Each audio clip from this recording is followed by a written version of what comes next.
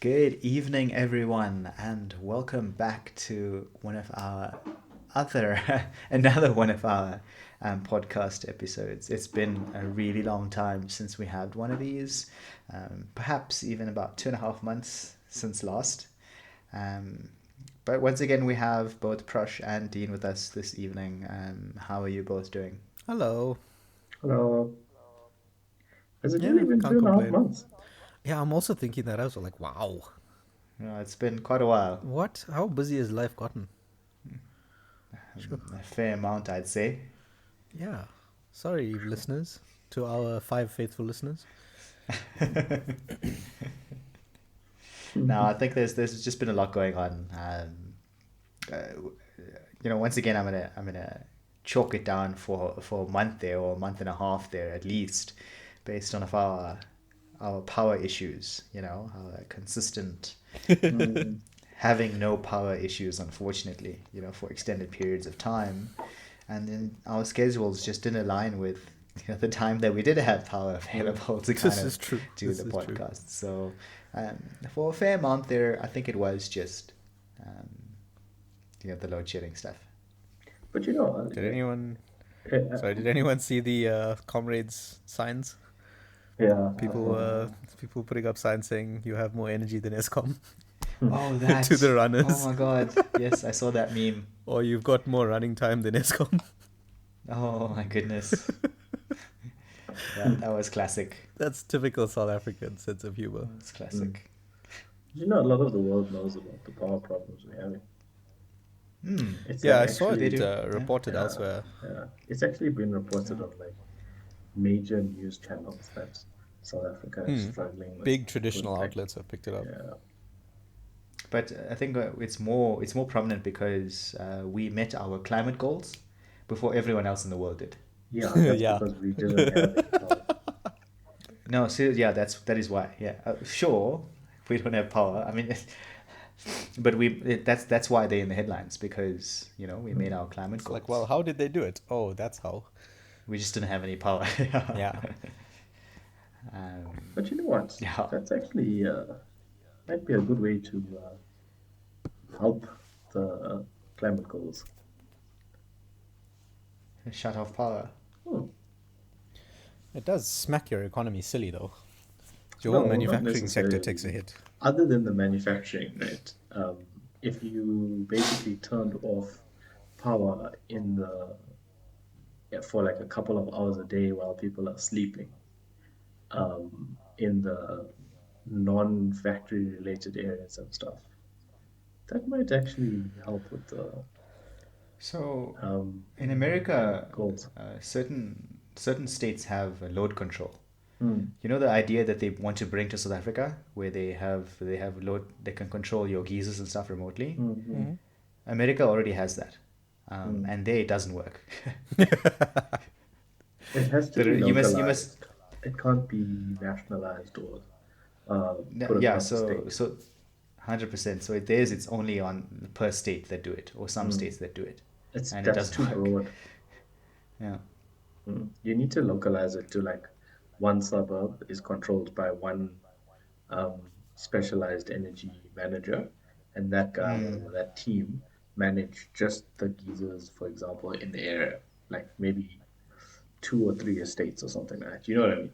And So that way sub you can do it regions, yeah, effectively. that'll work. Yeah, Yeah. sure. But if you do it across a state, then sure, one mistake could have like big A consequences, you very know? angry state. Yeah. Yeah, And quite then, large impacts, yeah, then unfortunately. you're all calling one guy. But if it's localized to specific areas, or to specific people in a radius, like a 5 kilometer radius, then it's a lot easier to control. True. Very true. True, but I mean, the way we want to implement it is provincial and Yeah, it's horrible. municipality, which is hardcore Yeah, as but well. I mean, they can barely get load shedding right. How are they going to get that right? Boss, Yeah. good luck if someone's gonna try and switch my keys off without my consent. I will fight you. All you got to do is just not put it on the smart meter. Just don't They, tie it there. they can try and install Yeah. a smart meter mouse. I mean, we can reroute. I mean, anyway, let's Yeah. not talk about rerouting your DB here. You know, um, Anyway, or yeah. So today's topic is not by me this evening. It's Prussia's topic today. So neither Dean nor myself know what it's about. So without further surprise. ado, I'm gonna hand over. Yeah. Okay. Heyo. So I was dealing with one of these thought processes for a while now, and it's something that I thought I might just bring to the discussion. Um, and Mm-hmm. it's a topic around low energy levels, and it's basically a it seems like a double topic to me, but I think they're linked in a way. Um, Mm-hmm. Yeah. but you know when you have specific routines and patterns, um, and you get stuck in a routine. You know what I mean? Yeah. Mm-hmm. And one of the elements of the topic is like low energy levels, low patterns, low routines, right? And I think what I wanted to do is start off with what does it mean to you guys to have like low energy levels and low energy patterns? I think I think for me in particular, it's just lack of ability to function at the level which I think I can function at. Hmm. So that for me is like a low energy, state for me. Um, and it's sometimes it will happen at I think at different stages of the day if I look at it even now. Um, but my peak starts off sometimes in the morning, and then as days go by or as time goes by, you start losing that energy by doing tasks and things like that. But Hmm. for me, it just describes once again just an inability to perform tasks or functions at your peak, or what you think your peak is, or what it should be, even in Okay. its simplest form. That's a pretty good definition. I'll take a slightly different approach at it. We all have these rechargeable lights because of load shedding. And we all know that if you don't recharge them, they tend to get dimmer and dimmer. And they tend to hang on for a while.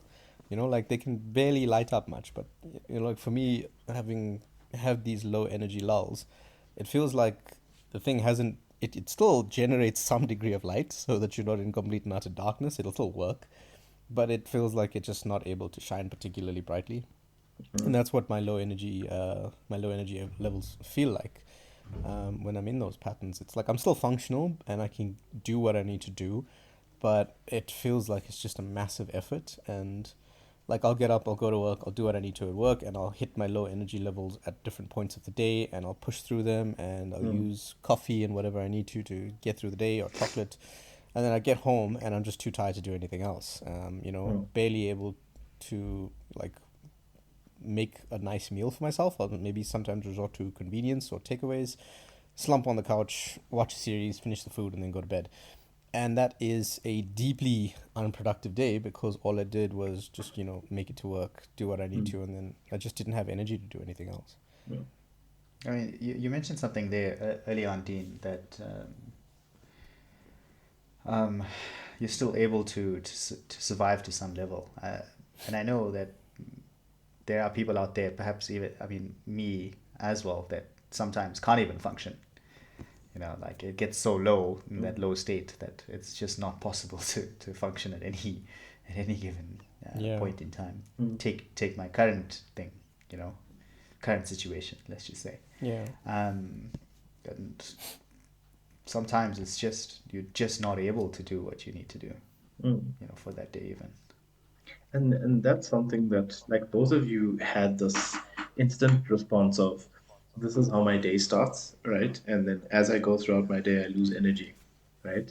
Mm-hmm. Um, and I think that's probably the most common way of explaining it. You know, you start off with a really high entropy, and then you like slowly drop off as you perform tasks and do things throughout your day.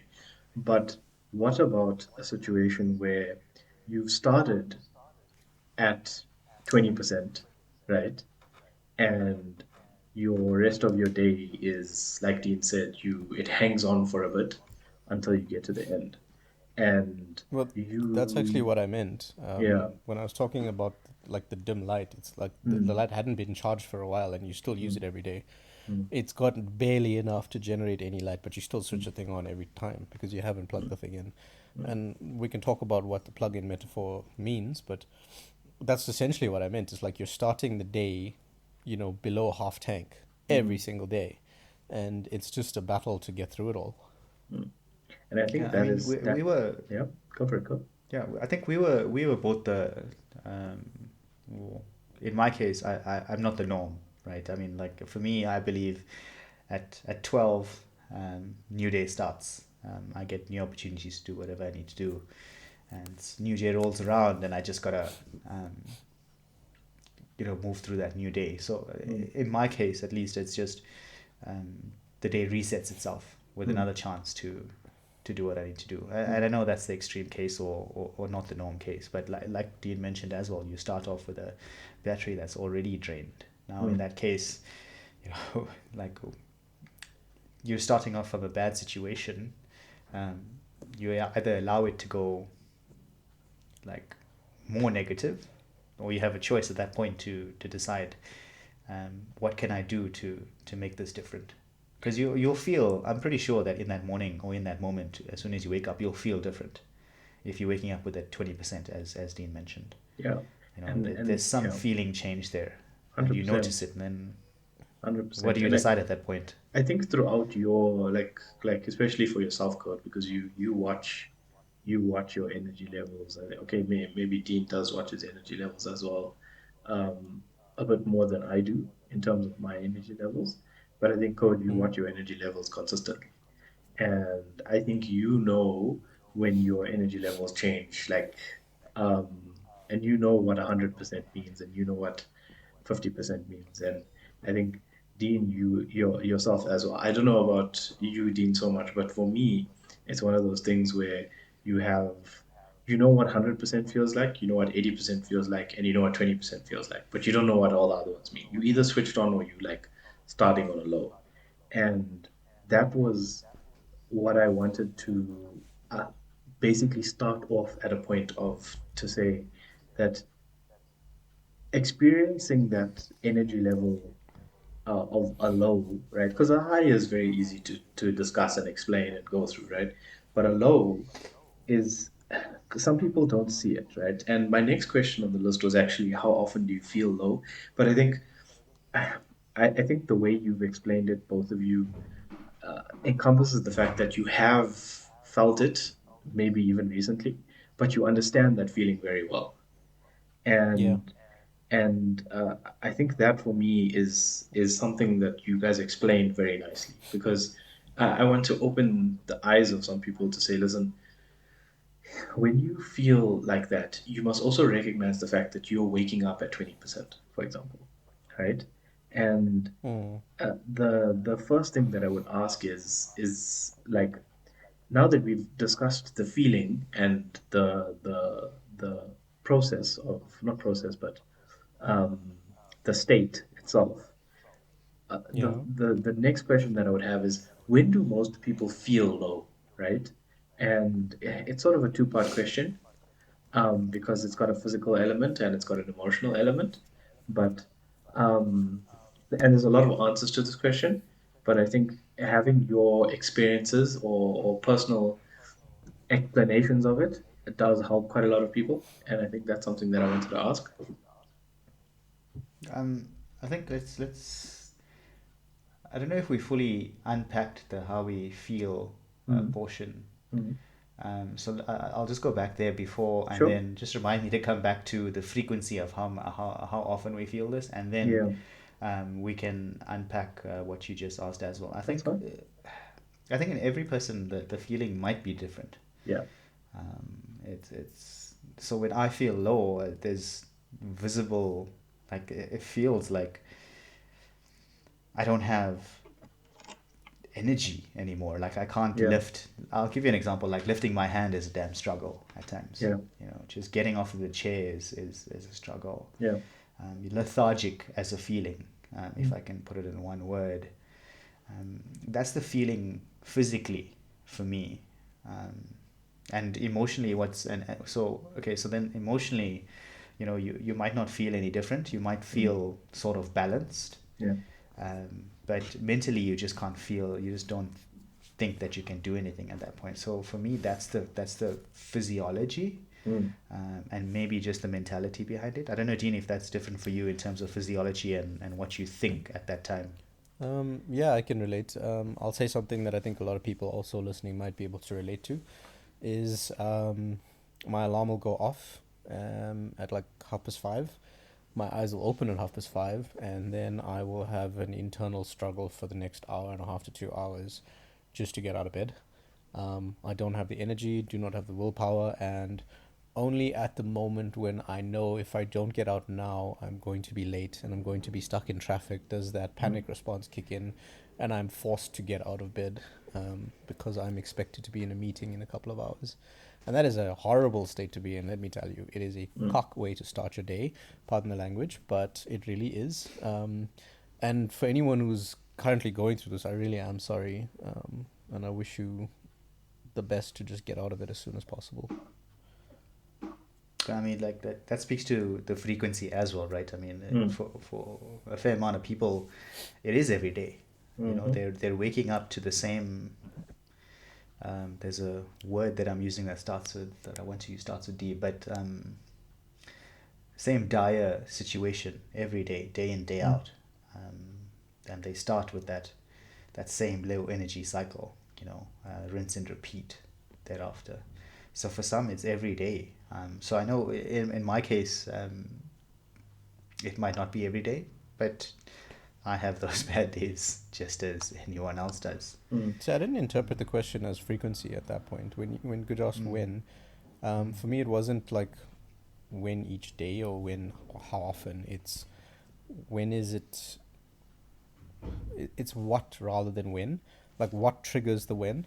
So instead of looking at it as it happens like once a week, for me it's you're in a state that causes it once a week, and what's the state? And the when for me is it's usually something, and I think Guj was going to allude to this at some point. It's whenever something is emotionally taxing or emotionally draining or has done an emotional amount of damage. There's a toll of damage that was taken, and I haven't recovered.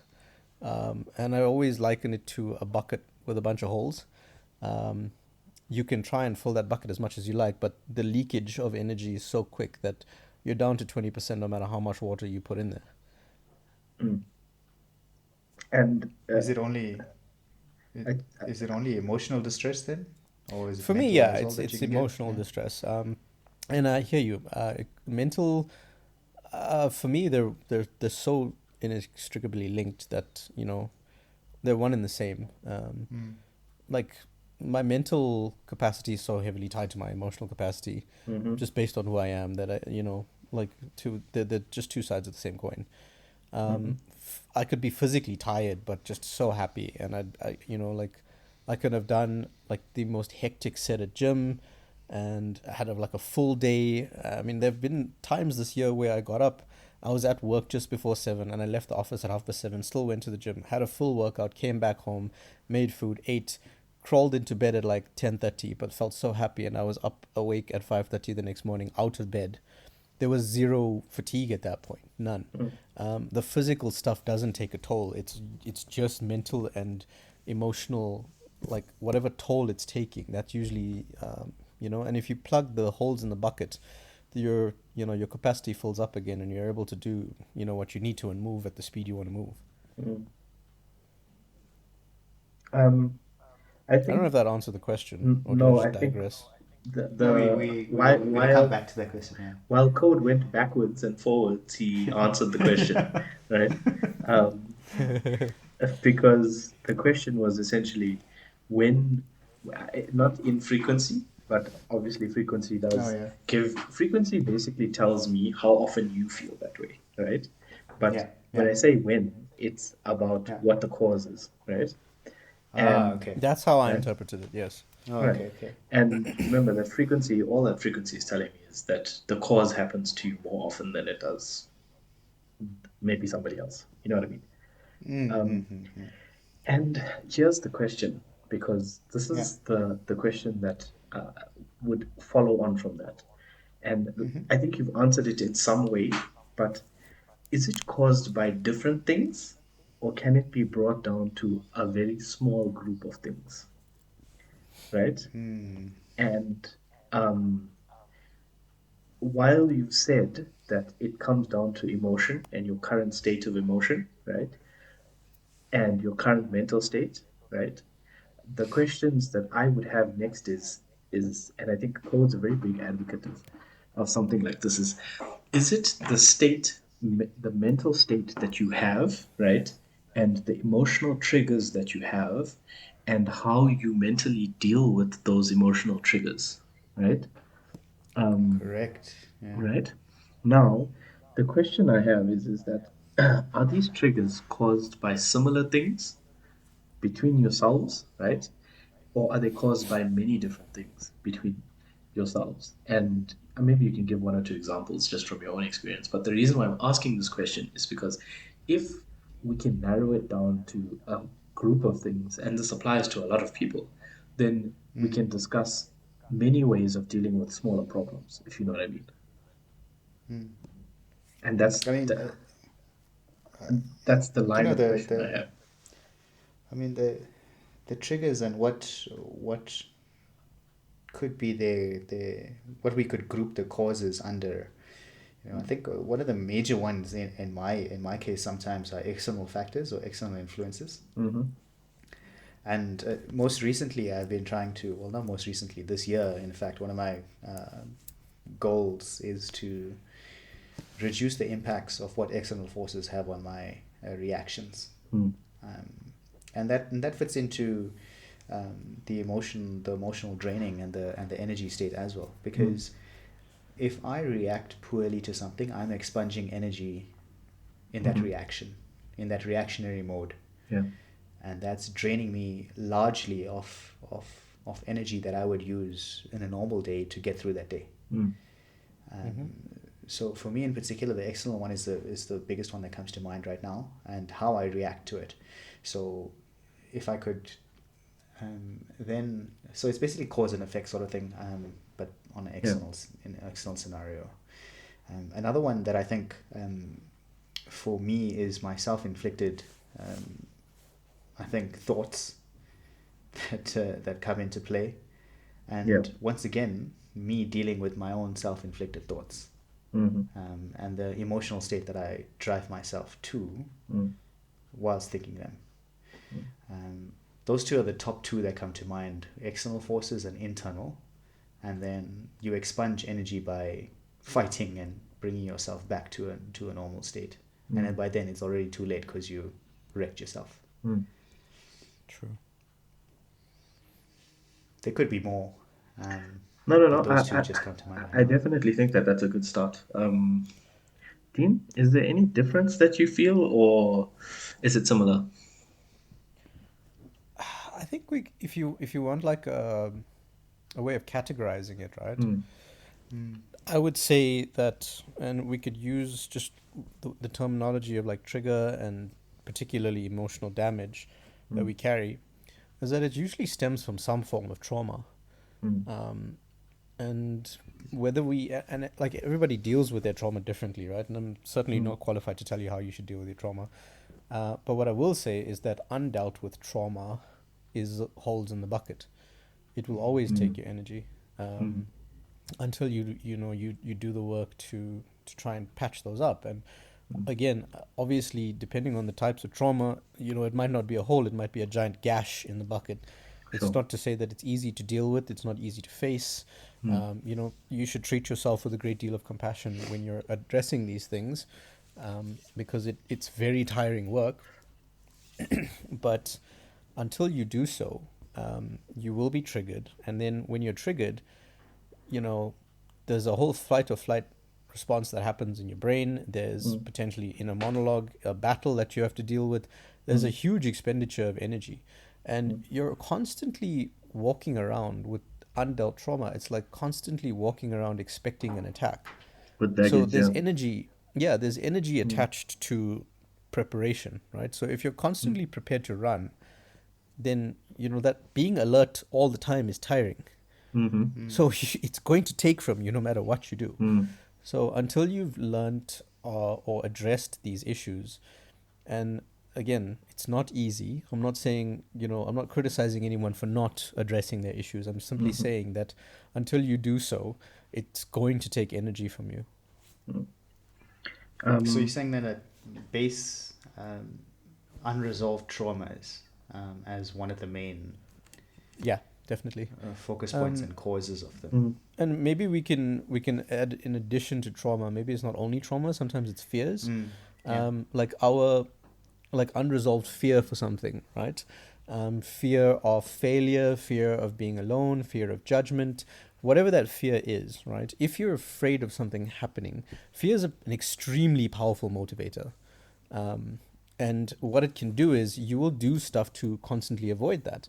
And Mm. as much as our conscious mind does work, our subconscious mind does a lot of work too.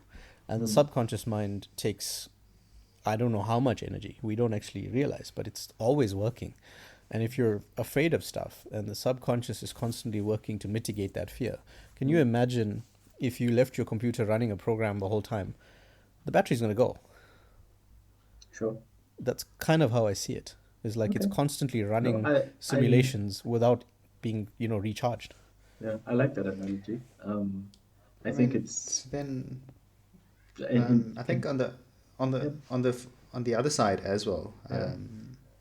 there are people who probably don't have those hidden traumas, the pasts that they need to resolve. Mhm. Maybe sometimes it's not even fear. One of the biggest saps of energy, I think that perhaps we all faced, is procrastination as well. Yeah. Mm. In the common sense, Mm. it's sitting there, whiling the hours away, doing nothing, Mm. can just drive you into this weird poor performing state as well. Mhm. You've given So me it a doesn't have really to nice always, idea as you're saying yeah, this. Right. Um, but like, imagine if you've got, it's like resource allocation, right? Yeah. Like you imagine you have a computer, it's got not a lot of RAM, like maybe like 8 gigs or whatever it is. You open a bunch of tabs on one browser, then you open another browser on a bunch of tabs, and then you're running a game, and then you're running Excel. The more things you have running, the harder it is for that machine to perform with the resources it Mhm. has. So Not a the Mac more though. things, I've made a Mac struggle, dude. Like even they do. But the more things you allocate resources to, the harder it is for you to perform, right? True. Um, so if you've allocated resources to this task that you haven't done in the form of procrastination, it's constantly sitting in the back of your mind, sapping your energy. If you have unresolved traumas, that's taking Mhm. energy. If you have fears that you haven't addressed, that's going to be taking energy because your brain is always working to try and mitigate that, to stop you from feeling that pain again. Mm. Yeah. So the more things you allocate resources to, the less energy you have for yourself. Isn't it then about working out it's your responsibility then to work out Clear the what tabs. you allocate to. Yeah. Yeah. Not And to clear the that's tabs, not only to clear that's the tabs, but to yeah. allocate the tabs and Yeah. allocate them properly and consistently on a daily Yeah. basis even. And that's why there's that rule of if something can take you 30 seconds to do it first Yeah. Yeah. and as fast Yeah. as you can, right? Yep. Yeah. And I like the way you guys have answered this question because it's so many different answers from two people, right? And it just tells me that my initial understanding of low energy levels doesn't just come from one place. It comes from different experiences, it comes from different understandings. And we've just discussed emotional and mental states. What happens with physical states? People that struggle with physical items, people that have disorders like depression and things like that. Low energy levels is just one of those things, right? And the way I like both analogies that you guys have given in terms of how Yash gets affected by external sources and how he tries to control it internally. And the fighting aspect, I think, is something that's massive, right? Like Dean explained with the inner monologue, but also Dean's explanation of traumas for me is something that I want to even bring up later in the Mm, discussion.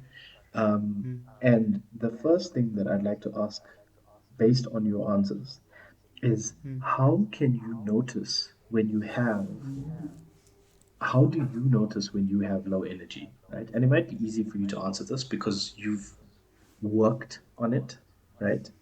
But how can mm, one easily notice when they have low energy? Because the reason I ask this is because, like us, we'll notice quickly when we have low energy levels because you'll know yeah. what your normal operating position is. But not everybody does. Some people might have gone years into 20% of operational all the time, if you know what I mean. And Mm, the question I mm. would like to say is, or ask is, how can one easily pick up that they're in a lower energy state compared to what they should be? True. Well, I mean, if I had to go, let me go first, Dean. Carry on. I think I remember one of the earlier podcasts Mm, when we mentioned uh, how I pick up things physiologically first. There are definitely physiological changes in my body. mm, Like I won't be so. When I sit at my table as an example and I'm doing work or doing anything or mm, reading or something like that, I'm positively engaged in in the action that I'm doing. But as time goes by and I notice that, my performance level drops or I'm unable to concentrate or, mm, I slouch over and things like that, that's the physiological change in me mm. that I realize, right? So for me, it's always physiology first. And I definitely think I explained that in one of the earlier podcasts. Okay. Um, and then the second one for me in particular is just noticing the rate at which I'm doing something has dramatically changed. Okay. Like in the first hour, like if maybe not even in the first hour, maybe in the first 15 minutes, I'll be able to do something really quickly. Mm, But as time goes by, and if something like hits me to disturb my day, mm, and that impacts my emotional and mental state, and if I measure the performance over the next brief period of time, I'll mm. notice a dramatic drop.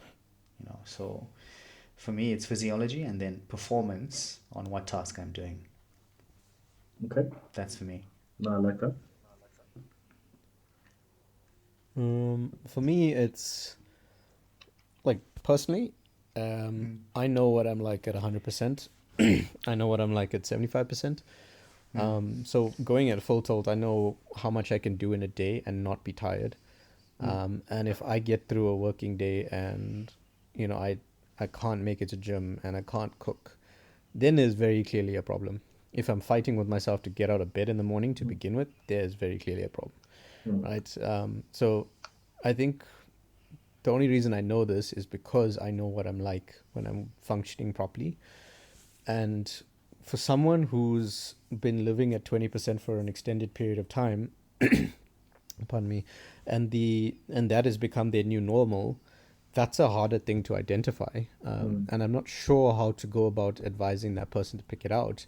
Best thing I can say is maybe if you're constantly tired, but then something comes along and it's like you find this burst of energy from God knows where, mm, that's an indication that you're in a bad place and that energy can be made available to you for the right reasons. Your body will give you that. It's not that you don't have energy, it's just that your body's managing the little energy that you have. Um, so try and look at things that give you bursts of energy. And if there's nothing in your life that gives you bursts of energy, one of two things is happening. Either you have a condition, like people with autoimmune diseases have this problem where they, and that's a medical reason. But if you're medically sound and then there's nothing in your life that gives you energy, then you're in a tough spot. Again, approach yourself with compassion and try and find something. Go do different things. Like you get stuck in a routine and it's you run on autopilot and your body learns to work with that little bit of energy as efficiently as possible. And it dulls it. Your body will dull you down because it knows it needs to get through the following tasks. It's the same tasks, and it will do that with as little energy as it needs. Right? But go and put yourself in different situations, put yourself in different environments. Like the best thing I did this year was get outdoors more. I try every lunch break to take a walk outside, in like just walk around the office park, just to break perspective, to see, like to get an experience of space. Because if you're stuck in an office, or if you work from home, people that work from home, you're confined into a small little box the whole day. That can be it can be stifling, and stifling things can take your energy as well. But if you're in a place that gives you a sense of space, like openness, I can't explain why this works. I can just tell you it makes me feel better. And Okay. if you try it and it makes you feel better, then I'm happy for you. If it doesn't, then I hope you try something else. But try something until you find whatever it is that can help you. I love So that. I love that concept of yard sticking. yeah, Um, as well. I mean, mm, like you say, right? You said you notice that you can't do certain things for yourself at the end of the day. Like you gave an example of cooking. mm, Yeah. And I know some people might not be so self-conscious that they'll pick on these things that are lacking, that they do for themselves or that they do on their normal routines Mm. every day. But I mean, eventually you can build that skill, right, to become that level of self-conscious or self-aware, actually, mm, rather, um, that there's something missing there that you're Yeah. not doing, and therefore, something's awry, something's gone mm. awry during the day that has led you to that point, even.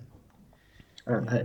Yeah, I actually really like that the way I think both of you answered it because Dean, you don't notice when you're low from a point of physiology, right? Whereas Yash has attuned himself to do that. I think it's taken practice, Mm. obviously, but Yeah. you know that your energy levels are receding and you can't bring them up based on what you're doing, right? And the concept of yard sticking, I think, is so important. And I think, Code, you do this normally because you've explained to us on previous podcasts that every certain amount of time you work and then you take a break, right? And that's essentially a bit of a release for yourself, right? Whereas I'm assuming, Dean, you're similar to me, as if you just go for a while until you get hungry, or Yeah. You plow you, through it. right. So essentially, right. But when you have lunch, you go outside, right? But and that for me, like it's different personalities, uh, but for me, it's Code stops to look up at the sky at a certain time period because that's where Mm. he's found that it allows him to gain that little bit of energy to do the next piece of work. Whereas you or I work, and then we stop and we look up and we're like, oh, it's lunchtime, you know? And Yeah. My then stomach tells me when it's yeah, lunchtime. you've changed it to go, let me go outside. And that changes your whole mood, right? Yeah. Um, and essentially what both of you do is what I like that concept of yard sticking, which you brought up, is that you gauge your current energy level based on your maximum energy level. And your maximum energy level is only gained by things that one, give you back energy, or two, give you all your energy back quickly. In terms of, or brings about the rest of the energy that you have and explodes it, right? And um, for me, I think that is one of the answers I was sort of looking for because it reaffirms what I understand personally, but also I feel like it's the best explanation I could have heard today on how to gauge when your energy levels are low, right? Versus what they should be, right? And every person has these things within them that says, I love this, I'm so happy I'm doing this. This is amazing. And Yeah. that is your maximum energy frame, right? And when you are in an everyday situation and you should try and gauge that against your maximum energy frame. Not to say that you should be at maximum energy all the time, but to understand whether you're low 50%, 80%. And that can help people understand whether they're in a situation that is of low energy, and maybe they can make changes within their life to improve their energy levels, right? Um, Mm. the next question I was going to ask was, can it be masked? Um, and you won't notice, but I think we sort of covered that. Um, and Dean, I think you also gave nice examples of what are ways to counteract feeling low when you are low, in Mm. terms of the way you do things.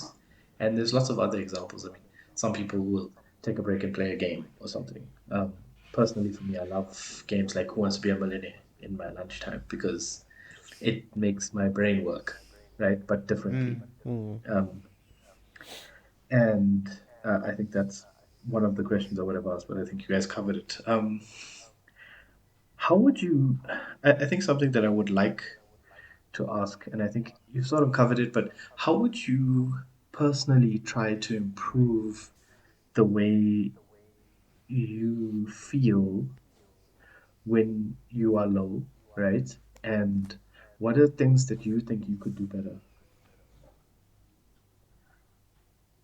Okay, Dean, I'll let you take this one because I know you'd have a better response to this one. It might not be better. Look, there's no It's right more answer, practiced. honestly. Yeah, it's more practiced for who I am as a person, right? Mm. So if I know that like I'm struggling to get out of bed, Mm, like I tend to dive straight into whatever the problem is. I try to face it as quickly as possible. I try to find it and deal with it as quickly as mm, possible. This is not something I would recommend for everyone because it can be a little bit rough emotionally. But sometimes, like I'm impatient as a person. I like to find the thing as quickly as possible, and so I'll do the work and introspect and try and figure out, what is the thing that's causing me to, what is taking my energy at the moment. And in areas where I feel like maybe I don't have so much control over stuff and I just need to stabilize, then I'll do a stabilizing activity, something that's fairly repetitive, that I don't have to think, because sometimes as overthinkers, or if you tend to overthink, or you tend to obsess over something, you need to give your brain a break. mm, And I try to find something that'll give my brain a break, because like your body needs a rest, so does your brain, and sleep sometimes isn't enough. mm, So going for a jog that is fairly repetitive, it's one foot in front of the other. You don't really have to do too much. But my brain kind of spaces out and goes into a relaxed state. Sometimes, like more recently, I've taken to going to the driving range and oh, just hitting a ball. I don't do it particularly well. I'm terrible at golf, but it's a very repetitive thing. mm, And all you're doing is just finding some degree of consistency to stabilize. Your brain gets a break from everything. And then when you go back to trying to find what's causing you difficulty, or what's taking your energy, most of the time you tend to come to the answer a little bit quicker. And sometimes we get stuck in that cycle of trying to find it, or the inner battle with ourselves, mm, and that can take just as much energy as the thing that started the problem in the first place. So I usually, to take it back, I will initially try to find the answer. If I can't, I will give my brain a rest. I recognize that I cannot force myself to find answers. Sometimes they need to come in their own time. So mm, recognize that that's what's happening. Give your brain a little bit of a break by doing something to alleviate that. Something physical usually, because that has other benefits to it. Like running or playing the golf. Again, I'm in an area that is fairly expansive, quite large, like open skies. It's big. Like there's a sense of space going on there. So the perspective then changes. The way I see things changes a little bit, and I tend to go about it that way. Mm. And then once I understand what is causing the problem, I do my best to try and resolve it. So maybe I had a fight with someone I care about, and it's been eating away at me. I'll It's not easy, but I'll try and talk to them and say, look, this is the situation. Maybe I was wrong. Maybe I felt you were wrong, whatever it is, and go from there. If it's a work situation, then I, try my best to deal with whatever I can. And then whatever is not in my control, I need to obviously let go of that. mm. Does that answer the question? Yes. I think what I identify from that as well is separation of self from issue at hand currently. Mm, Mm. You wanna pull back first, and like Dean mentioned, there's an introspection session that you have with yourself to after you've done the activity that you really like doing. Dean's case is running and golfing. In my case, it's cooking. Mm. You where you give yourself time to kind of realize I needed to do something enjoyable that I know is enjoyable for myself as well. Mm. Like maybe running or for other people isn't a joy. Maybe it's a task, Mm. Mm. True. And I Very know and I true. know I know physical activity sometimes when you're in that state, you just don't want to do it. Mm. You're completely emotionally broken down, and Mm. your mind's like, nope, I can't handle anything else. But what can you handle that you think is enjoyable for yourself? Um, Maybe even cooking is too far fetched. Mm. Like Prash mentioned, he likes. He can pull up a series, or the Who Wants to Be a Millionaire game, something Mm. really, really simple that you kind of enjoy just to Mm. Something that provides gets. decompression. Yeah, Mm. yeah. Sorry, yeah, Yeah. that's a great word. Yeah, That's a yeah. great word. No, definitely. I think that's probably the best way you guys have summed it up, because decompression can come in different forms, and I think Yash saying separating you from the situation Mm. in some way removes the need for decompression, but also allows you to introspect without feeling pressure. Yeah. And then the methods of decompression that I think Dean yourself have given, Yash, even in cooking, and I've recently started doing different types of training and different mental exercises just to understand that it there's different ways of decompressing, and I think that's important. Mm, mm, Uh, but also distracting in some way. Mm. And I think a lot of people use distractions.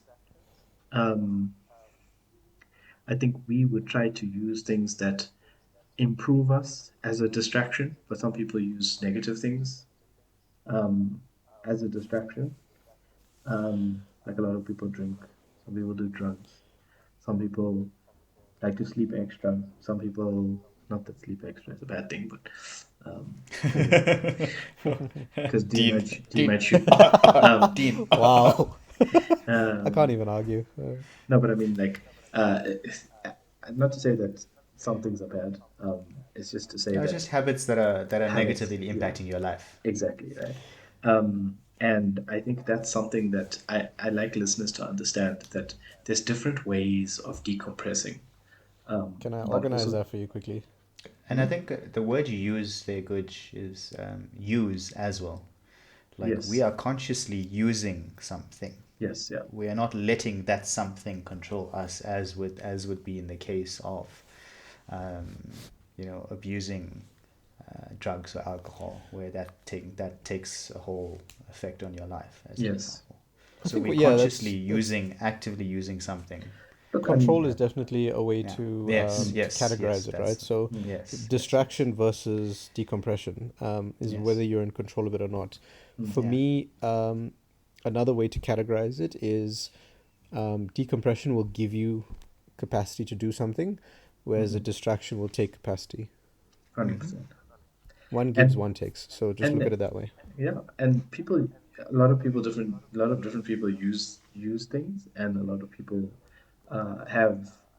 I think yours, I, I think Yash also and yourself, you using decompression tools within yourself because you've learned that distractions may not help you, Hmm. and they may also sap your energy. Um, but I like that you guys have given lots of different ways of improving low energy levels, or just addressing low energy levels and then giving people ways to work on them. Um, and I think that's very nice that we have different examples. Um, and taking exactly what you said now, right? How would you try to use what you have to counteract uh, those feelings of lull or feelings of a drop in energy for future, do you instill routine? Like, I'm sure code definitely does that, but um, but do you instill routine, or do you try different things, or do you map a plan out and say, I'm going to try this one next time before this one, or do you just let it take you and then improve on what you've done and build on it? So I think it's a few things there for me as well. So as I mentioned earlier, I said I'm trying to improve my reactions to a lot of different things in my life right now, Mm, like external forces, emotional, and things like that. mm, And so until I get to a point where I have been exposed to a varying, a variety, excuse me, of different sources of these drains. mm, I won't have a plan for each of them just yet. So until I get to that point, yes, you're right, I do build plans for a fair amount of things. okay. I won't have a plan initially up front, so I have to just sit in them and understand them first, Yeah. understand why it happened, um, and then try and grow from that, and then move forward and then build a plan in later on. Mm. Um, so I think for a lot of people, it's just you're just gonna have to sit there and Work your way through try it. and work your way through it and understand it first Mm. before trying to do anything else. Okay. Because if you don't understand, what put you in that place in the first place, Mm. um, the next time it rolls around and happens, Mm. you're just not going to be able to cope with it again, or you'll cope with it the same. Mm. Yeah, don't Uh, treat symptoms, treat the cause. Mm. yes, exactly, I like that. 100% that. So Mm. um, it really is just about working out, um, like Dean said, the root cause of everything. Mm. Yeah, don't think Okay. of it as, well, I say don't. My advice is I Mm. wouldn't approach it as looking at establishing a routine. I would try to define a process that works that you can roll out and go, right, if this happens, then I do this. And if I don't Mm. get the answer here, then I do this. Mm. So Mm-hmm. you have a process that you can use to help you identify what, as Yash talked about, the root cause is, and then how to, once you identify, then you must address, and Mm. then you'll hopefully get the work done, and you can then move forward. Mm. I think also it's when you build, like Dean mentioned, a process, it gives you the confidence that in future, if anything untoward that completely you haven't dealt with before comes into frame, you'll still be able to uh, manage yourself firstly, manage your reactions, manage your situation, Mm. and then build a new process from it. So Mm. it's after that first win Mm. of finding that root cause and building a process, you'll be able to build more of those. Mm. And I think uh, to maybe just add on top of that, you might be able to do it faster and faster the better you get it. It's Yeah, I mean, practice. you might never be able to, like, if you're operating at already a low percentage, you might never Mm. be able to go back up to 100% again, because we all have a Mm. set amount of energy per day, and it Mm. just decreases over time. Mm. um, but what you will be able to do is not lose so much of energy dealing with something else, Mm. and you'll still be able to I'd say end off on a good day, on a good standing. Mm. I like Yeah, I that. mean, for some people, I mean, imagine if you're operating constantly at 20% and that's your new norm, right? Mm. 100%, that might be unrealistic in the near future. But if you Mm. can get yourself up to 60%, that doesn't sound fantastic, but it's 3 times the energy you normally had. Mm. That's a Correct. different life, or that really is a different life. Like you're now Mm. living a different life. Mm. And I like that. I like that analogy that you've given in terms of look inside, take the time, build it, and then you have the opportunity to actually improve your life. Um, Even if you go from 60 to 80, right? It really can change the way you see your life. Um, If you also look at it, like from a 20 to get to that from 20% to 60%, mm, or even maybe 5% shift, even mm, whatever, however you rate yourself, you got to look at the things that are happening in that day, mm, and then you need to see realistically, okay, I went and I had a chat with this person, or I got out of bed and this happened, or I got a bad phone call the previous night, so I was in an anxiety state for the next morning or for the next day. What happened in that 24-hour period that put you at that point? And work out for yourself, okay, can I cut this out? You know, what would that do for me? Can I cut that out? What would that do for me? Can I stop worrying about things? Because that anxiety and fear, as Dean mentioned earlier, all of that takes up a fair amount of thought processes, mental and emotional. So, if you want to start off small, then just write down what happened in that day and what can you do better for the Oh, next day. that's nice. Fantastic idea. I love that. Like journaling, fantastic idea. I really like that.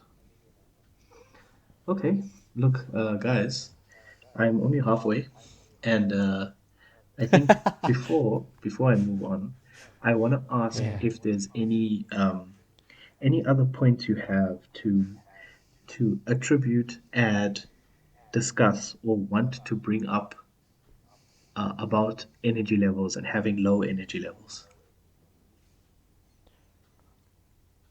Mm, the only thing I might say is like something you should consider is diet. Mm. Because it can have, it can have an impact, like an untold impact there. And when I say diet, I don't just mean, don't eat KFC every day. I mean, like, look at your nutrition. Is it balanced? And are you getting enough fiber? And I say fiber specifically because the one thing we never got taught in school is how important your gut health is. And your gut regulates your hormones to such a large extent. And we are chemical beings. We need our hormones to do certain things for us. And if your gut is in a bad place, your energy levels are going to be in the dumpster, regardless of how happy you are.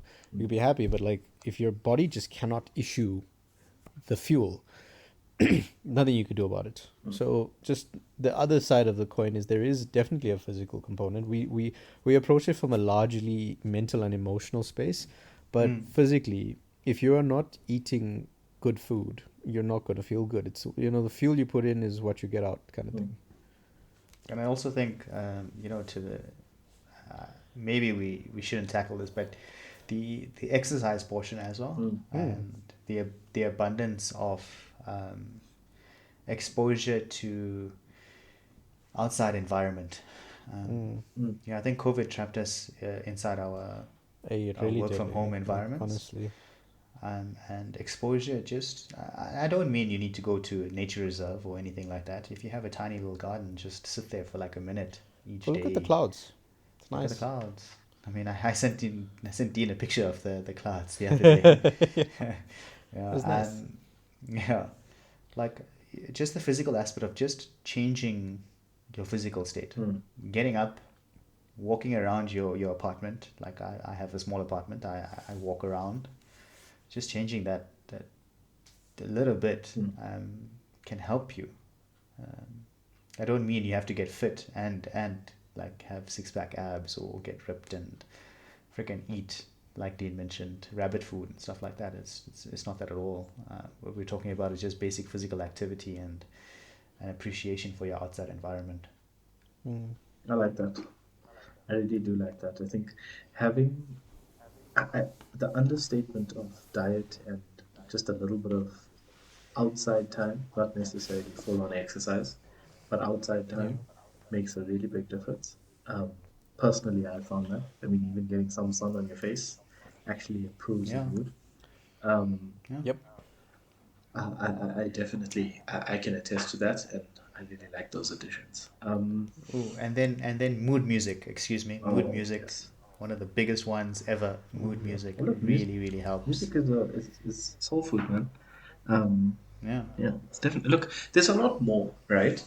Other things, but I think what we found the large ticket items are food, sometime exercise, and things like music that don't necessarily detract from your day, but add to what you already Yeah. have.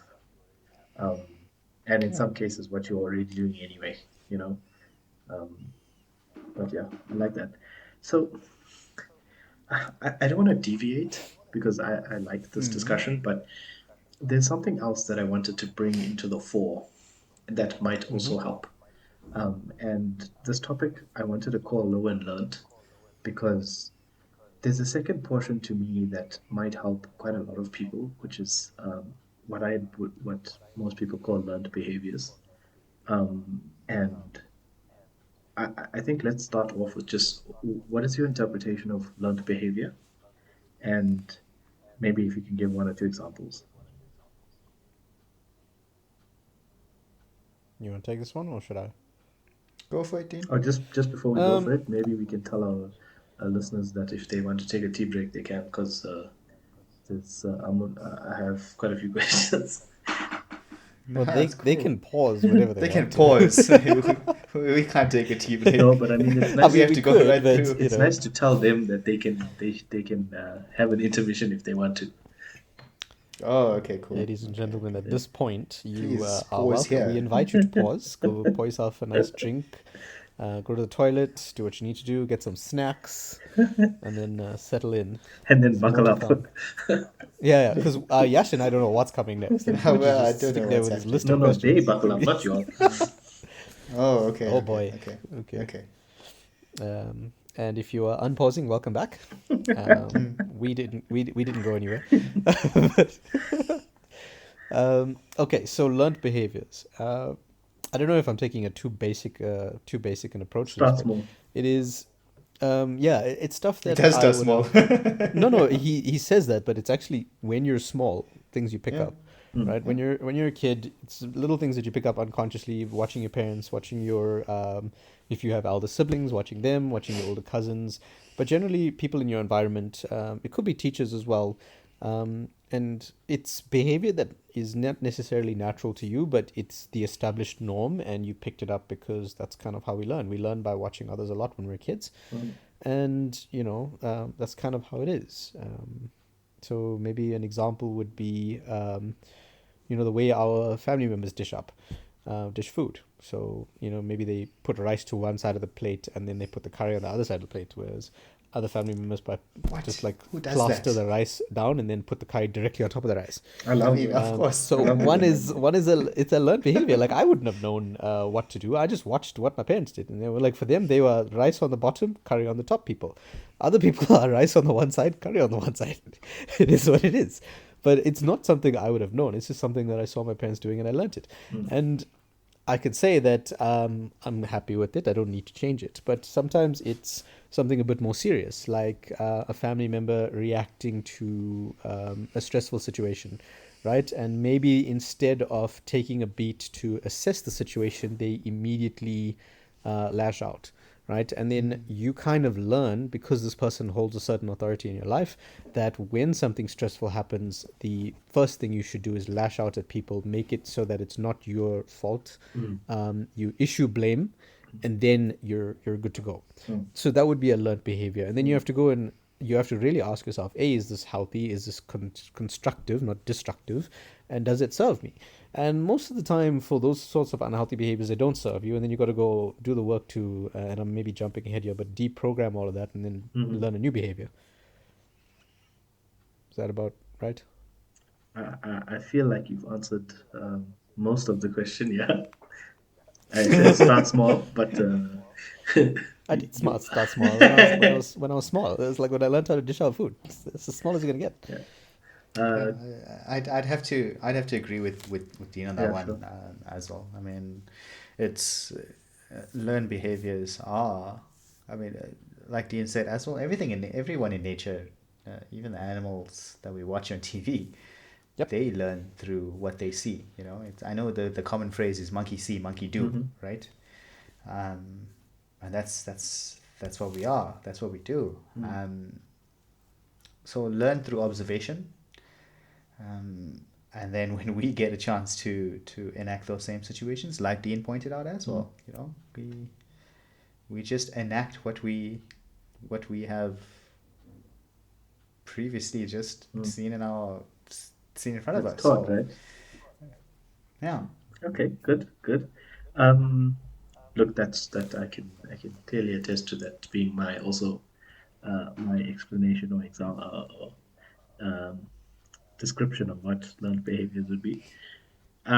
Obviously Rice the on the question, bottom, curry on the top. obviously the next question that I had and wrote down when I wrote it down is quite a silly question. Is do we all have that? And I think the answer most likely be yes. Um, are there good and bad learned behaviors? It might seem obvious, right? Um, Mm. but I think maybe the reason why I asked this question is because I want to allude to something. But even Mm. if you wanted to say yes or no, I think that's probably good enough at Mm. this point with the lovely explanation you guys have given. No, I think you know, in all honesty, a lot of the behaviors that I've learned are bad. when in early on in my life, I mean, um, I've never had great examples of a lot of things growing up.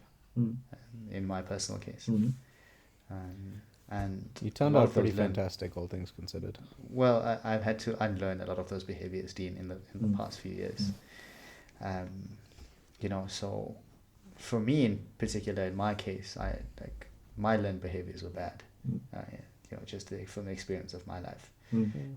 And I'd say for me, and it only applies to me, mm. um, there weren't any good ones that I perhaps have picked up um, You'd be just from surprised, watching JD. other people.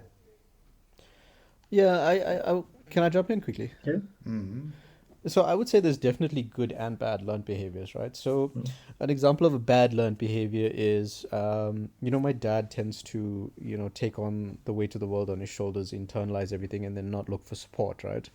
Mm. I mm, can't do that. I don't have that level of capability. I simply drown. So I have to rely on my support network to get me through stuff, right? mm, But it's only at breaking point do you realize that this system, and I can substitute the word behavior for system because behaviors are just systems that help us get through the day. sure. Um, Mm. so that system wasn't working for me. Like I'm not built the way my dad's built. I can't do what he does. Mm, And he's got positive and negatives to what he does in terms of how he manages his stress and stuff like that. But for me, internalizing everything and then just not seeking any help was breaking me. So I couldn't do mm, that. Right? mm, I had to go. Okay, cool. I'm built a little bit different. So I require a different system, and I need to make my own system. Cool. But something else I learned from my dad, and this is a learned behavior, and he always said, if you're in a position to help someone, then you should help them. I don't think I would have gotten there on my own. Whereas my father taught me that, and mm, you know what? I really like that system. I'm happy with it, and whenever I'm in a position to help someone, I do my best to help them. But I also recognize that if I'm not in a position to help them, then it's okay. I can't do anything right now. mm. I like that. Um, I would definitely say from my experience and from the people that you are, both of you probably have more good learned behaviors than you have bad learned behaviors. The problem is that we don't recognize our good learned behaviors, right? Well, it's hard Um, to say that we probably do or we probably don't because um, just based on what we kept and what we discarded, like a lot of us, both Yash and I, we put a lot of work into mm, building new behavior or new mm, processes or new systems for ourselves, should I mm, say. mm, Like a lot of work had to go into obviously deprogram ourselves from the previous behaviors that were mhm, unhealthy. Yash probably a little bit more than me, mm, or probably a lot more than me. But there was still quite a lot of work that had to go into mm, undo the unhealthy behaviors mm, and then keep the good ones, or maybe update the good ones to be a little mm. bit better. But also add new ones. Yeah. Mm, Oh, definitely add new I'm pretty ones. sure we've learned behavior from each other, mm, Yeah. and I would say mm, those are largely good behaviors. mm, I mean, remember, it's also about surrounding yourself with people who are at a level way above yours, and you kind of mm, gravitate toward the goodness that they have within them, mm, right? And that's what we've surrounded ourselves with. mm, with our friend circles currently. I like that. Without that, I mean, if I didn't surround myself with people, or if I wasn't purposeful, around surrounding myself with great people, I don't think I would have had a chance to learn from others, from their bad experiences and their good experiences, and adopt better learned behaviors or better ways of dealing with things. So it is all thanks to all of you that I have better learned behaviors as well. Works both ways, but Well, with us, I think we're very, very generous with sharing our mistakes. Like, Yeah. there's no shame. Like, I screwed up here, here, and here, and this is why I screwed up. that's what you call a safe And it's space, very right? useful. Yeah, like that's the thing. Like we're very fortunate in that we've created the space where we are comfortable enough to share our epic fails. But like the thing is that currency of failure, it's so underrated because it jumps the learning curve so much because we like, oh, you know what, we're similar in many ways, and it was like, well, I'd probably make the same mistake if Yash didn't tell me this. Learning good behaviors and learning how to deal with bad learned behaviors from other people is actually something that I never would have learned without being around you guys. I'm not gonna lie, right? Um, that it's not something I identified until we started having these discussions, right? So I like the fact that you brought that up, but I also like the fact that Yash brought up whoever you surround yourself with, you tend to also pick up their learned behaviors, right? Good or bad. I think there's that statement, you are the average of the 5 people you spend the most time with. Me and my four walls. What?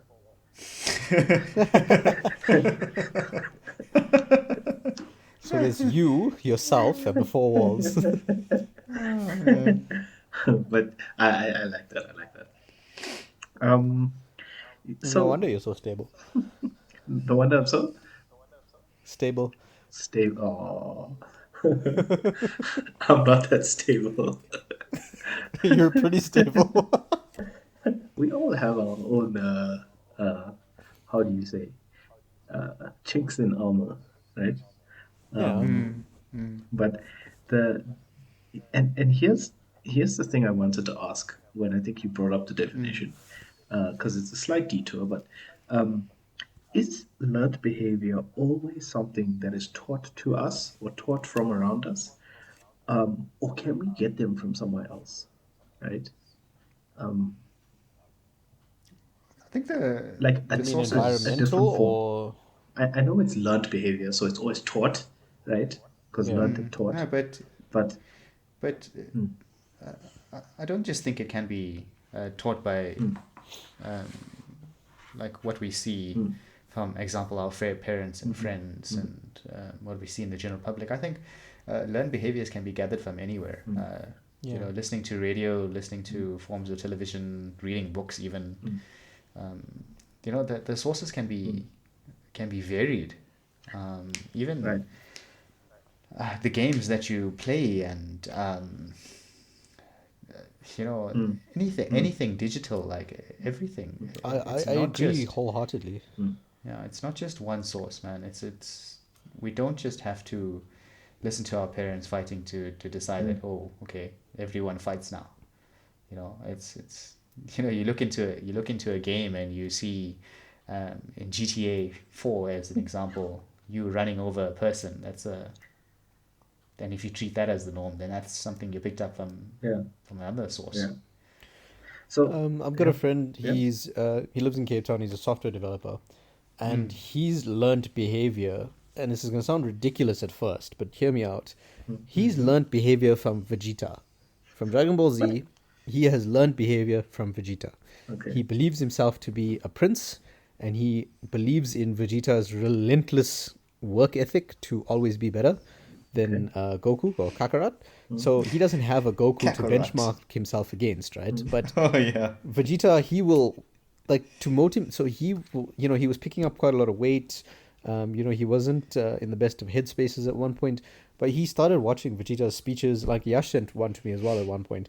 Yeah. But like he would watch Vegeta's speech about the pride of a Saiyan, or he'd watch a few episodes where Vegeta just gets up and just whoops everybody's ass.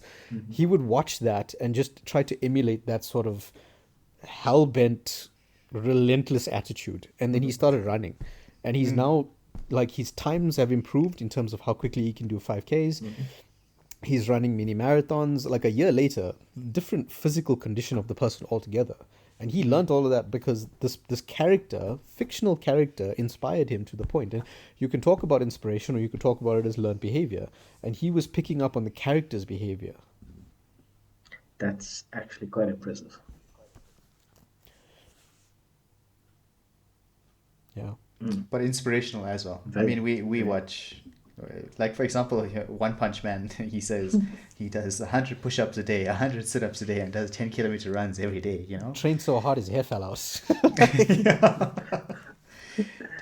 it stands to reason that people, whatever they identify with, whatever they that deeply sits with them or connects with them, you can learn from it. 100%. I think that's something that, and that's actually something that's very inspirational and good learned behaviors. That's really nice. Um, can learned behaviors come from inside you? Where do you learn it from then? Through So the reason why I asked this is because I was thinking of how bad learned behaviors can come from aspects of things like fear and safety mechanisms.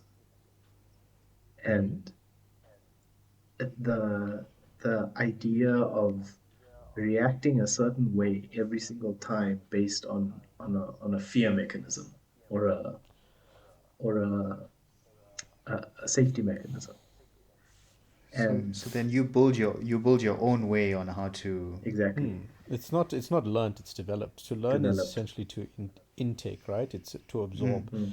Whereas develop is to make from scratch. Okay, so you define them separately as one being a learned behavior from something else, and One is external, one is internal. okay, That's how I see it. all And right. like I understand fully that technically nothing we make is original. It's simply an interpretation of the puzzle pieces we have. But it's a case of sure, like let's just say that I have a fear response to something, right? And the behavior that I have is learnt. It's because I saw someone that I hold in high esteem behave in a particular way to a similar scenario, and that is now my process that I've well, not my process, my system that I've now adopted, right? And Okay. that's the behavior. And then you realize, okay, maybe this is not the best way to approach the problem. It doesn't quite work for me. I need a new system. Cool. So I think about what works for me and what doesn't, and I then maybe look for help with others and go, okay, well, Yash approaches it this way, Guj approaches it this way. Neither of them's 100% right for me, but I like elements of both, and then I'll bring them both in and I'll trial it. And if it works, cool. This is my new system. This is how I'm now going to behave. If it doesn't work, okay, well, now I have to figure out something else. Okay, good. I like the analogy. Coda, do I mean, you have it's any take on that? yeah. I mean, so I agree with you. And it says it's developed, right? Out of some sort of trauma response, even, or maybe even you're trying to fill in the gaps with things that you really don't know about, and you're trying to build a scenario in your mind or a way in your mind to deal with something. Yeah. So there's a gap between let's just say your understanding and good or your understanding and bad, because it can go both ways. And then you build in or you fill in those gaps either to good or bad, and then that's the way you've now built a new behavior or reactionary behavior, excuse me, to something. Okay. Um, No, good. so that's just my take on that one. I like both definitions because obviously I used an example of fear or safety, but there's also the other side of it where there's positive developed behaviors, if you know what I mean. Yeah. And Yeah. I like the fact that you've called it developed behaviors rather than learned behaviors. and it's nicely defined. So for me, understanding now that learned behaviors generally comes from an external source, something that you've learned from, where something that you've learned through internal sources becomes a developed behavior, which I think is nicely defined. The next thing, Oh, but and yeah, also just on the developed behavior mhm, as well. Um, I mean, like you say, it can either be good or bad. mm, But I suggest if you do develop a new behavior internally, mm, and you are testing it outward, I think like Dean mentioned as well. He said um, he kind of takes from what you or I would do and then adapt that, mhm, and see how that works in his life. Um, I'd say if you do develop a behavior, see how it works. Um, is it positively affecting you or negatively affecting you mm, at the same time? mm, Yeah, Um, you need a feedback loop there. mm. yeah, And because that's only gonna gauge yeah, whether it's an acceptable behavior or not an acceptable yeah, behavior. But then I mean that also brings about whether a good person versus bad person. mm, Will a good person develop bad behaviors, or will a bad person develop worse behaviors mm, based on their personality type. So yeah, sure. yeah. That totally makes sense. I like that. Um, when you find that you're developing a new behavior or a new response to things, but you've developed it internally, it's nice to look at how the response is um, resulting, or like Dean says, feedback looping into you. And that leads very Yeah. nicely into the next question that I had, which is a very lovely segue. Um, Mm. is can learned behaviors okay, look, I kind of know the answer, but how does learned behaviors uh, and how can we use learned behaviors to impact things like low energy levels, or improve energy levels, or, you know, my question is more centered around, can we use learned behaviors in a good fashion and look at bad learned behaviors and link them to our energy levels? There's a lot going on in that question. Yeah. Yeah. So I think if I got this right, it's Mm, linking behavior mhm, patterns to your energy levels, mhm. or could they be linked to your energy levels? Yes, that's the Um, first part. yeah. And the second part. Uh, how do Okay, we'll deal this. We'll yeah, deal with the second honestly, part just now. when you answer the first part, you'll naturally gravitate towards the second part. I don't know if I'm going to answer the first part. Who You knows? will. Let's see what comes out of my mind. I believe in you. Let's see. I think the linkage. I think the linkage is there. I think it's a natural linkage as well. Mhm, Um, the link between your behavior and your your energy. I think we discussed how, um, or I think we discussed earlier the reactionary responses that come about, and the energy you expunge based on those mm, reactionary responses. mm, Those reactionary responses came about because of particular behavior patterns, particular behavior type that you have, mm, and things that you developed over time. So um, I think I also mentioned early on is it's understanding how to react to something a bit better. And then that inherently brings about that I need to develop a new behavior pattern. mm, I need to develop a new learned behavior pattern, or develop a new behavior pattern to deal with things a bit better. mm, So in my mind, the linkage is natural. mm. One follows the other, or maybe not follows the other even. Maybe one is just in tandem with the other. Um, Okay. that's just my take on No, I'm happy with the answer. it. Totally happy with the answer. I don't even know. Now, look, the reason why I ask is because we've discussed Yeah. energy levels, right? And something that's very common within most people is learnt behavior, right?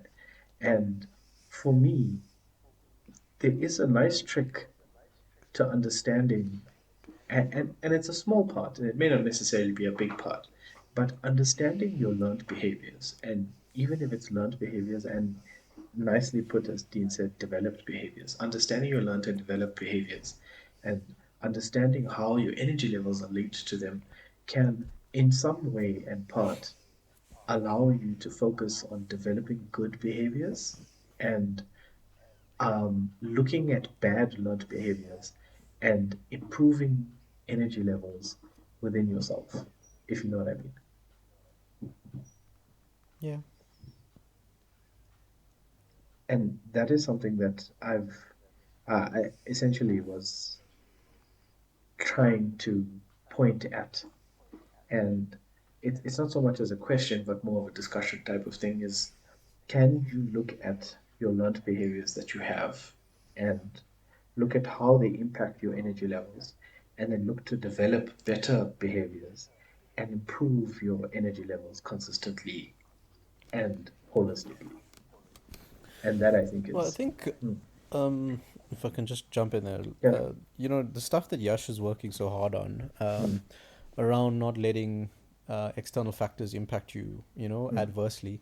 mm, I think a lot of people have learned behavior around how external factors impact them. mm, And then, like if, let's just say, you have a bad day at work, mm, right? So, someone was rude to you in a meeting, and then you get that email that starts off with "as per my previous email," and you know you're in for a fight now. Like immediately your energy's gone, right? True. True. Um, so I mean, there's learned behavior that's already primed you to sap energy. It's mhm, already pre-allocated your energy. Maybe mhm, that's the right way of putting mhm, it. The learned behavior has pre-allocated energy before you could even touch it. mhm, So you're in a situation where the learned behavior governs your lifestyle and your energy resources, mhm. instead of you consciously deciding where your energy goes. Yeah, sure. I like that. I like the way you put that. And I I want to see if there's a way that you can break those bounds. So obviously my next question would lead into, how do you notice bad learned behaviors within yourself? Because I'm sure Oof. you guys have done the work, I know it, but I mean for listeners, how would you notice bad learned behaviors within yourself? You wanna go first or? Go ahead. Um, so for me, again, you got to spend time with yourself, and you have to Mm, understand what is you and what's not you. mhm, Um, so if I know very clearly that I didn't create how I'm dealing with this, I've adopted someone else's way of dealing with this. mhm, Then very clearly it's a learned behavior, and whether it's good or bad, it's at least worth noting whether you have adopted someone else's behavior or you've made your own, right? mm, The way I know the learned behavior is bad for me is because when something happens and I'm, like falling to pieces using a system or a behavior, that's not mine, right? Or it's a cobbled up version of mine and everybody else's, and it's no longer serving me, mm, right? In both cases, it's not beneficial anymore, right? mm, But more often than not, when a behavior is not my own, it doesn't quite serve me because it was made for somebody else, mm, right? In the same way, um, you know, certain tires are made for certain cars. If you put different tires on them, the car doesn't, work the same way, doesn't handle the same way. mm, Just like that, it's not made for me. So I can do the best I can with it, but it's not mine.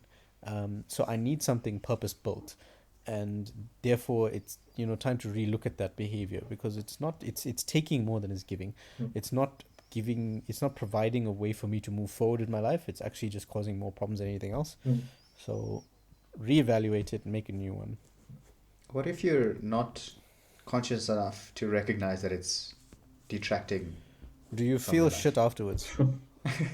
Is the easiest, is the shortest answer. Like if you feel cuck, right? Then you must. If you feel like really cuck now, and I'm not. It's not like because bad things will happen to you, right? That's life, right? And Yeah. it's not to say that bad things must happen and you just be happy. Of course not. Yeah. But like, if you look at stuff and if like your whole day is a constant struggle, Mm, Yeah. then there's definitely bad things happening. But then mm, there's also bad behavior and bad systems put mhm, in place that don't work for you, mm, right? And you are being affected by things because the tools you have are not your own. And it's like trying to cut a tree down with a hammer. I mean, you can whack the shit out of that tree and maybe eventually you'll fall over, but that thing was actually meant to knock nails in, That is an right? So, absolute pearl. like, so you gotta get tools that work for what you need. And if you just left feeling cuck all the time, then try different tools, and I promise you, at least some of your day will improve. Okay. Even where you're the cause of some of those as well. So when I mean you're the cause, so let's just say you're in a situation that you escalate to a point of you now inflicting your bad behavior on someone else. Sure. So there you have to ask yourself, right? Did I create the behavior of escalation, or did I see someone else creating the behavior of escalation and think that's a nice thing to adopt? Right? If it's the latter, then it falls into the learned behavior category, and you can change that. I mean, if you're an absolute narcissist, then maybe you actually develop the behavior and you like it. Then that's a different ball game we're playing. But if you develop the behavior and you see it's adversely affecting others, right? Some part of you is going to go, okay, cool, sure, this is my behavior. I developed it, right? In the case where you did develop it. But you'll see that it's harmful to others and you go, it's not actually healthy. I need to make a change here. Because maybe it's, like maybe I'm not the one feeling cuck, but I'm making other people feel cuck. And if you care about those people, the fact that you're making them feel bad will make you feel bad. Like there is a level of responsibility to it, That requires you to have some We'd feedback hope there loop was a mentally, so, yes, Yeah, exactly. true. Yeah. yeah. I mean, we'd hope people would feel responsible or realize their responsibility in making others feel bad as well. We'd hope that.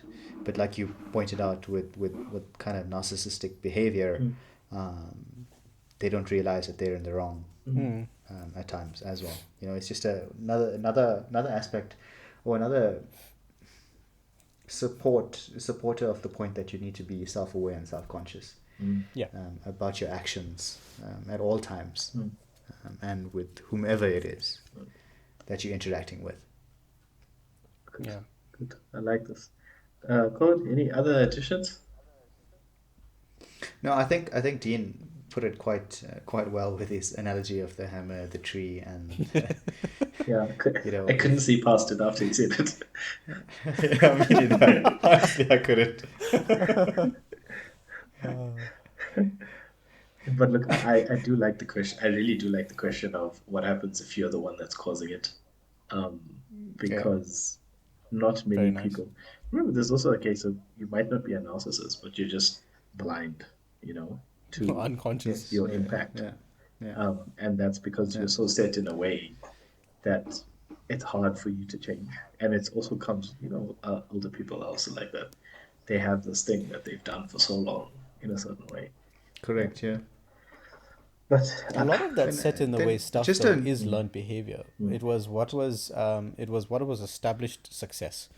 So this is, you do it this way. If you do it the other way, you're gonna get it wrong. It's gonna waste money or waste resources, or like a lot of our folks, if you're of the Browner disposition, they came from a scarcity environment. Like it was an oppressive government. We didn't have a lot, so they established very, very quickly how to make things work, and you didn't deviate from that because it wasn't safe. I think it just also brings upon something else as well. At what point or whose responsibility rather is it to say that okay, I have a incorrect behavior and this is the way you need to correct it now. It's For like me, Dean says, it's right? always that- you. Yeah, Has to but be. I mean, but you don't realize it though, Dean. Like in a person that doesn't realize it, in a person that who's just going to continue until he reaches an immovable object, and that immovable object says, "Do it this this behavior that you're responding with is not appropriate. This is the correct way of kind of doing it." That's what I mean by it. Like, Look, I think we have a responsibility to keep the people around us accountable, right? sure. In the most respectful way possible, shall we say that, right? However, if the person's not prepared to recognize stuff in themselves, that's an uphill battle. And you can try and you can frame the discussion in different ways, but until the person is ready to accept that, a particular behavior or a particular action is wrong or harmful, should I say, right? Harmful to others, then nothing you say or do is going to change them until they are ready to approach that change. Mm.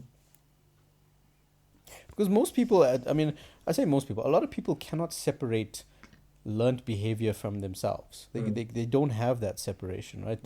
The minute you tell them this is harmful to others, they don't know what to do now, because that's something that's inextricably tied to their sense of self. Yeah. And if they know this thing has worked previously and now it's not working and it's becoming harmful to others, and they need to change this behavior, they don't know how to change that, because then they feel like they're changing themselves.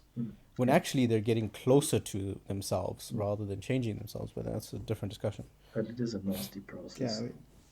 I mean, even if they they might even feel attacked by this whole thing as well. A lot of the time they do. Yeah. That's why you got to be quite delicate with it. But like you say, it's So, you have a responsibility to do it in the most non-combative respectful way. you can. Yeah. I really like that. Look, you've answered the next question one time. So Winning bonus naturally, points. naturally, I mean, Yeah. the one thing that I wanted to ask is, how do you suggest? I think you've covered in terms of how to look at reducing bad behaviors, is because obviously you look at yourself, and like you said, but what other tips do you have for learned behavior modification that you've done personally for yourself that other people can use?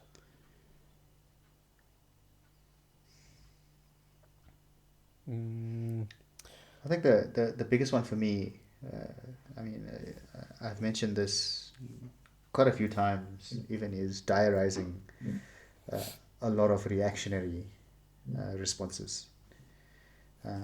In my case, in particular, so let's just say a certain situation occurs, and just my response, or how I respond, tone of response, aggression, non-aggression, all of that, I note down, I notarize it afterward. Okay. And then, like, because I do have an introspection weekend where I'll look at the notes that I had for that day, and see, did I do the right thing at this point in time, yes or no, and what can I do to improve if something like that ever has to happen again. So for me, I've been very what's the word? I've been like a scribe with everything, my Diligent. emotions. Okay. Yeah. Or discipline, should I say. Yeah, that's helped me. I don't know if it'll help someone else. Sometimes writing notes down, is not for everyone. Yeah. Sure. Because you might forget to write down a note at some point, and then it screws up everything. But for me, that has helped me greatly. Okay. That's a nice If tip. you're not Just- comfortable with writing notes, create a WhatsApp group with a couple of your friends and then kick them out, and then you can voice note yourself. Yeah. Okay. Cool. That's also true. I'm glad Ah, you haven't I'm tried not that with me, joking. because I haven't been kicked from any group that we're in. So, Just on the side note, I don't know if you'll remember Brad's wedding group. I think it was. yeah. I don't remember I don't, this. yeah. This is a long time ago. Everyone, this is a long time ago. Everyone is now left that group, and I use that as a voice note thing. Did. Nice. That's what I do. I kid you not. I'll show you to y'all when I see y'all next. Okay. I love it. That's what I do. Nice to know. Okay, yeah. If you guys have event groups and then everybody leaves, keep the group open for yourself and just use it. Put shopping lists in there, That is, voice notes, all kinds of good stuff. so that's a really nice tip from both of you. I think writing, but also leaving yourself notes. Because I remember there was a movie I was watching, and the guy kept leaving himself no, it wasn't a movie, it was Friends. Ross keeps leaving himself voice recording, so he calls his house phone and leaves a recording. Yeah.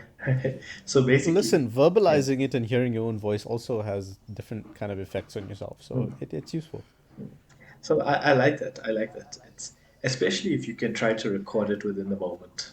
It makes such a big difference. Um, Yeah. Yeah, yeah. definitely. I mean, you're not going to record yourself like having a fight with someone, No, but no, yeah, sure. in the aftermath, Yeah, in the record how you aftermath. felt there. Yeah, yeah, Yeah. sure. Um, Look, I like that. I like the tips you guys gave. I don't really have any more questions on learned behavior. I like the fact that we've looked at emotional levels and looked at how to deal with them, but also looked at learned behaviors.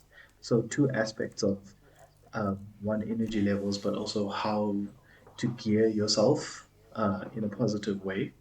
Um, and I don't really have any more questions to those, but if there's any other items or things that you can think of that you'd want to add, or anything that I might have missed that you thought of. I think there's a saying that I have here in my diary right now Mm, that's perhaps appropriate. It says feelings are not a choice. Your behavior and thoughts are always a choice. mm, And Ooh, mm, I do like that. mm. and yeah, I um, like that. I mean we always have to be cognizant of. Yes, we'll have those feelings, and we've dealt with in the past that you need to accept those feelings, let them wash over you, let them run their course. Mm, But you decide what to do from that point mm, on. And like we've been talking about, like our behavioral responses to situations, external or internal, do have impacts on lives mm, other than our own as well. It whether it affects us negatively, and then because of the negative effect, it drains our energy. mm, That lessens our capability for the day. That mm, lessens our output for the day.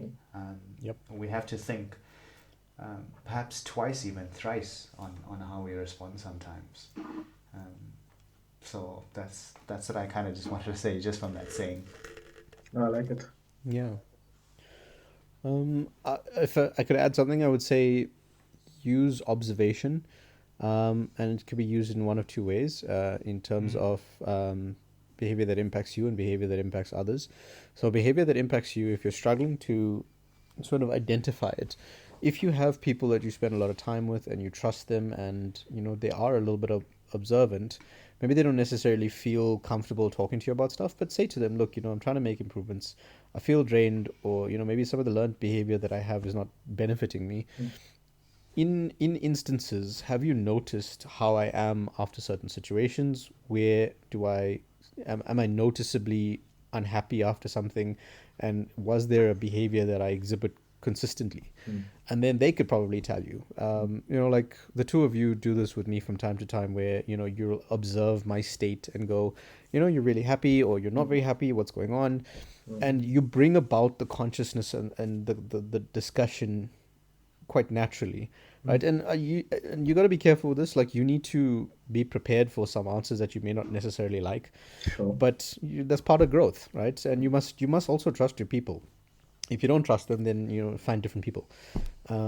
But also, if you're wanting to know how your behavior is affecting others, then look at the people closest around you. If you have a partner, if spending time with your siblings a lot, or if you have roommates, or really close friends that you see quite a lot, then say to them, look, has my behavior really upset you at times? Because obviously, I don't intentionally want to hurt you, but if how have I done stuff to upset you? And like, make them understand it's a safe space. You're not trying to have a fight here. You're not trying to justify why you did what you did. You're actually trying to identify what you did and see if it's learnt or not. And then they'll tell you, and hopefully they're in a position where they can tell you and they Mm. feel comfortable telling you.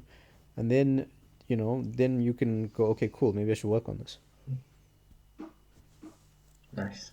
I think you guys have summed it up very well. Um, I don't have, as I said, any more questions. I don't really have anything to add myself because I think both of you just wrapped it up so nicely. Um, but yeah, I'm fairly happy with the way we I want the discussion we had today. And if there's nothing else, that's me for today. Very nice topic. Yeah, I man. enjoyed that. Yeah, it was a great conversation. That's what I liked about it as well. Hopefully it didn't tire you Well, out too much. no, no. He's never This is quite tired. good, dude. Yeah, yeah. I was tired before we Always. started. I'm not tired now. She feel a little bit more energized. Oh, man. Ready to go for a run in this cold. No, I'm ready to hit the covers. Just now. Do we stop recording? No, not yet. We will say thank you to our listeners once again for joining us. Thank you, guys. Thanks, This guys. has been an extended episode, perhaps trying to make up for our past, tardiness for the previous months. But we really appreciate you tuning in, you listening. Thank you so much. We hope you have an amazing week ahead. Shout if you need anything. We're here. This is us signing off, the Three Wise Potatoes. Have a great evening. Yes, guys. Bye. Bye. Bye.